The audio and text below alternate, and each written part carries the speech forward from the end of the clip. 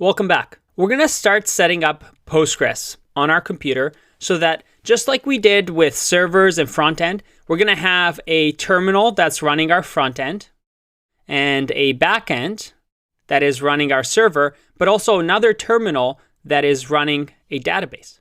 Because as you remember, these are just computers running somewhere. In the same way that we ran our server on our computer, we can also run our database on our computer. And in this video, we're going to get us set up with Postgres.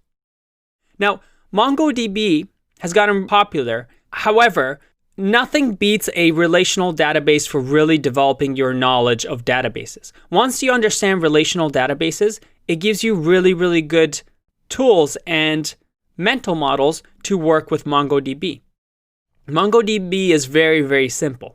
You can think of it as a JSON data structure, where we just have JSON that looks like an object and we store that information there. With SQL and relational databases, it's more complex than that. So if you understand this, you are miles ahead when it comes to understanding databases. So we're going to be focusing on that because the principles are still the same for MongoDB. All right, so let's get Postgres set up on our computer. The first thing we want to do is download something called a GUI, so a graphical user interface, for Postgres. And this exists for pretty much any database out there. I like PSQL because it's free. It's really good for Mac and it's very light and simple. I'll also make sure to add notes on how to download something like this and Postgres in general if you're using a Windows machine. But otherwise, just click on the download link. It'll be completely fast. Just open it up and you'll have something like this that I'm going to be using throughout the course. But there's many options and you can take a look for it. You just search for PostgreSQL GUI. And once you have PSQL installed, you'll have it in your application folder and you can follow along.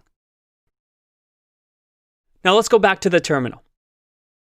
In order to have Postgres installed, there's many ways. And again, I'll provide some notes on how you can do it. But the best way, especially on Mac, is to use Brew, which we've already talked about. Every time you do something with Homebrew, again, it's a way to download packages from the internet on your terminal. You always want to make sure that you do a Brew update to make sure that everything is updated. And also a Brew Doctor, which just makes sure everything is working on your system. Let's clear that. Perfect. Once you have that set up, we're going to just say brew install PostgreSQL. And this will install for us Postgres. And you see over here that I already have Postgres installed, but if it's your first time, it'll run through the commands and then actually at the end tell you exactly how to start using it. But in our case, I'll just tell you. It'll be much easier.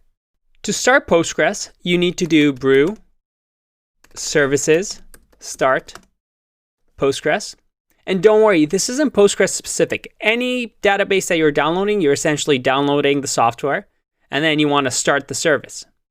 Each one has its own commands, but it's as simple as Googling and figuring out how to run the database. So we've started PostgreSQL. It looks like I've already started the service.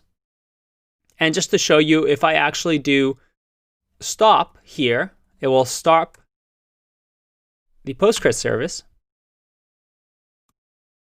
And let's do start again. And you can see that it's starting. Now, in order for us to use Postgres, we need to create a database. And the way we do that is to use the create DB command that has come once we've installed Postgres. And here we can call it whatever we want. So let's call it test. It's going to create the DB, and there you go. Here's the cool part. If I go back to my PSQL, open this up, let me close this.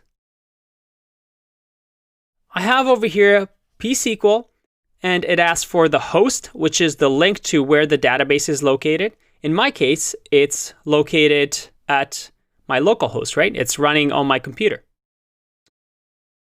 So you want it to be localhost, and the port number, this is the default port number of 5432. Remember how we had port 3000 and 3001 for the front end and back end? It's similar to that. It's opening up a port for it to listen to the database.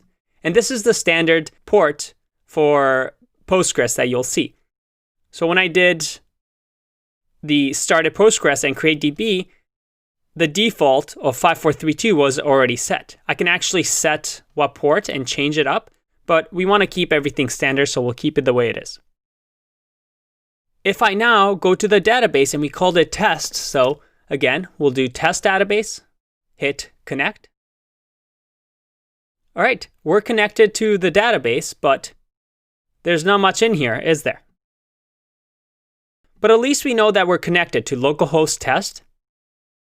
And another way to connect to this, remember this is a GUI, a graphical user interface. And I'm showing you this because it's really good for demo purposes, but I want you to get comfortable working with the terminal as well.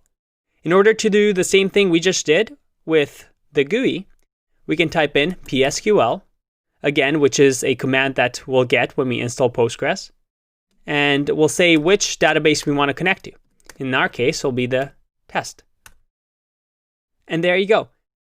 Just like when we run Node and it changes terminals, now we're inside of Postgres that's running on our computer. But we don't know any commands yet, do we? So in the next video, we're going to learn some SQL commands and finally create some tables in our Postgres database. I'll see you in that one. Bye-bye.